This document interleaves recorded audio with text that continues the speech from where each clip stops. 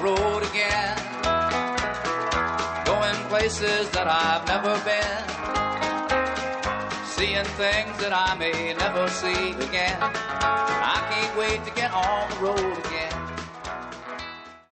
Part two today of the drive on 2 for Tuesday. I really want to talk with you about a fun website called Tackk, Tackk.com.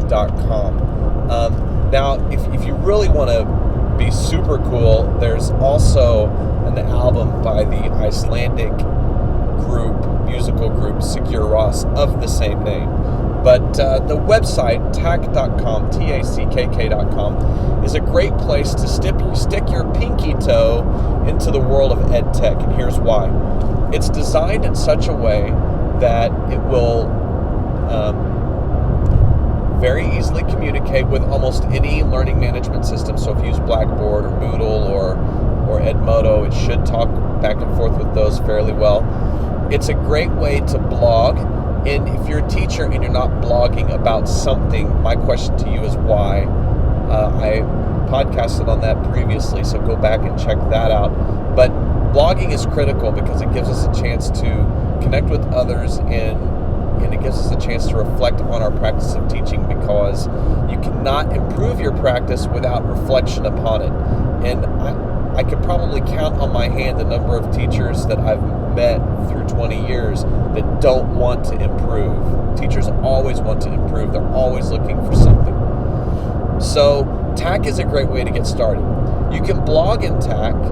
You can incorporate multimedia in Tackk. So if there's a particular music that you like to listen to, you can put it in there. If you work with younger kids and you're trying to teach them some phonetics and you've found an audio file that explains that well or does the sound just perfect, you can find that and easily import it into Tackk. And you can also, like if there's a YouTube video that maybe goes along great with a lesson or sums up how you feel or goes with a blog that you are talking about, Tackk allows you to easily manipulate that video link into a blog. And it's very simple to do. In fact, each piece on your Tackk blog, each piece you create is chosen. In other words, if I want to have a headline, there's a bar that pops up and I just click headline and I can put my headline in. This is whatever. The next thing that I can do is I can choose then to import a picture or paste a picture's URL. So if you found the perfect picture somewhere on the internet, you can copy the URL and paste it right in there. Tackk also links into hundreds of different websites and photo sharing places on its own. So if you already have a photo sharing account someplace, you can tie that in. Maybe you use Instagram a lot. I know my friend in Tuttle, Oklahoma, Jay Maxey, she uses Instagram all the time with her kids. In fact, if you want to see how to use Instagram in your classroom, just look on social media under OklaEd hashtag for Jay Maxey. I think it's Jay Maxey1.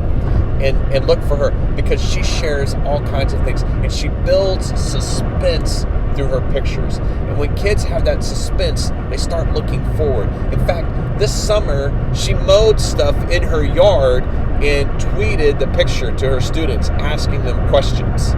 It was great. And kids responded to that. It was really neat, really super cool. So if you want to see how to do Instagram with your classroom, check out Jay Maxey. The other things that you can do is you can insert a YouTube video or video from some other place. You can upload your own video to Tackk. You can do all kinds of different things. And here's the beauty. Once you've got it into Tackk, you can share it with everybody. And for a middle school teacher and you're doing, let's say you're teaching social studies and it's U.S. history. What you can do with Tackk is you can take some of those things that you use in PowerPoint, which has been around forever, and you can freshen them up inside of Tackk. And you can put clickable links in there and clickable buttons, and you can develop an interactive lesson that would take you the same amount of time to put together as your PowerPoint did. And now, once your lesson is complete, you can post it on the internet. You can now teach from Tackk in your classroom if you want to.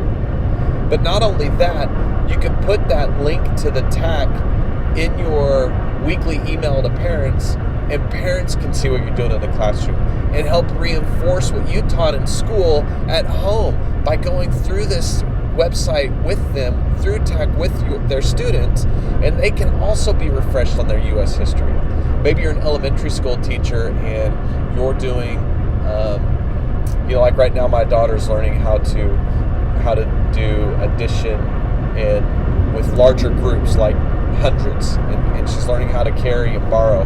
So maybe in Tackk, you link in, you click a quick blog spot, and so you put your blog in there, and the blog is this is what we're doing this week in math, this is how we work these kinds of problems out, be sure and help your student if they need it. But now us parents have a visual to how you're teaching your math class to those elementary school kids, and you can provide a link, or you can create your own quick lesson, and then you can share that in an email, in your weekly email with parents, and you can do that through Tackk. And then now at home, I taught high school math, I taught calculus, but there's things that my children have done these past couple weeks where I look at the problem and I scratch my head and I go, I'm not sure how your teacher wanted you to do this, but the teacher sent it home with me as homework, and the teacher expects it to be done when it comes back to class the next day. So if my kids' teachers can help me in that way see what they're doing, then I can support them at home. So Tackk is really handy in that way. We get a weekly sheet from all of our teachers for all three kids that says, hey, here's what's coming up this week in our classes. Tackk is excellent for that because you can put together a calendar on there and you can share with all your families with an interactive link now of everything that's coming up. And maybe there's some website information. I know a lot of school classrooms have a specific Shutterfly group for pictures and things like that. So in Tackk, you can easily provide that link. And now instead of parents looking at a sheet of paper trying to figure out, HTTP // blah, blah, blah, what I forget to type. Now they've got that link and they can click the Tackk and go right to those pictures and enjoy those pictures. So maybe you have a Facebook community, or I don't know, but when you have this Tackk place set up, it's easy to set up, it's easy to change. You can copy a Tackk, so if certain things of your week stay the same, you can copy and take out what you don't want, add in what you need to. It's really, really clean. It's really neat. You can customize it. It's not hard. It literally is choose what you want. A headline, a picture, a YouTube, a button. And you click it. And you fill in the information and it's done.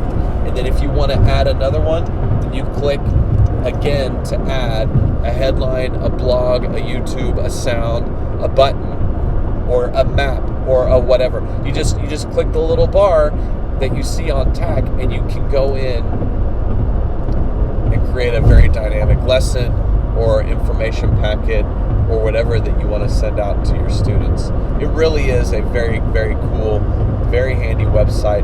And if you're on the fence about EdTech, is it here to stay or is it a fad or whatever, I truly believe it's here to stay. And I know that other things have been said to be the end-all, be-all. When moving pictures first came out, well, that was it. I mean, this was going to revolutionize teaching, and it didn't.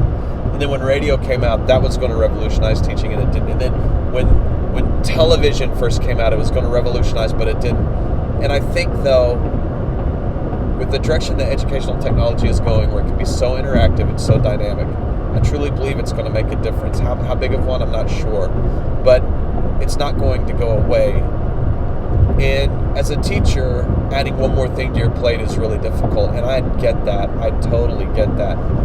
But also, stepping out of your comfort zone and trying out something different and new can be really refreshing. And maybe Tackk is just the thing for you to do. And maybe by exploring Tackk and learning how to use it, yes, maybe the learning time will be a little bit of a time commitment, which can be tricky. But what if in the long run, something awesome comes out of this. Or you make it such a strong part of your practice that it doesn't get in the way anymore. It's part of your normal teaching. Imagine that. So step out into the world a little bit. Educational technology is there. It's really great. And Tackk is a good learning tool, a good tool that you can start learning how to do some of these things if you're really nervous. Give it a try. tackk.com. If you're on YouTube, if you're watching this on YouTube, I'll have the link up for the whole show, and you can go in and just click the link anytime you want and check out Tackk. If you're listening to this in your podcast, I'll make sure and have the Tackk link in the notes of the podcast so that you can get to it from there.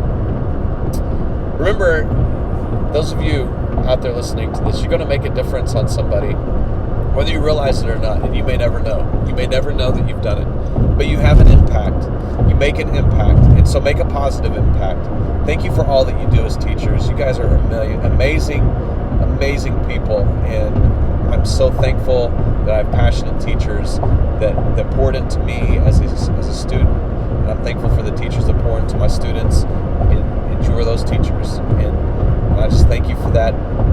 Thanks for listening to The Drive, and be brilliant. Thanks for your feedback. We'll catch you next time.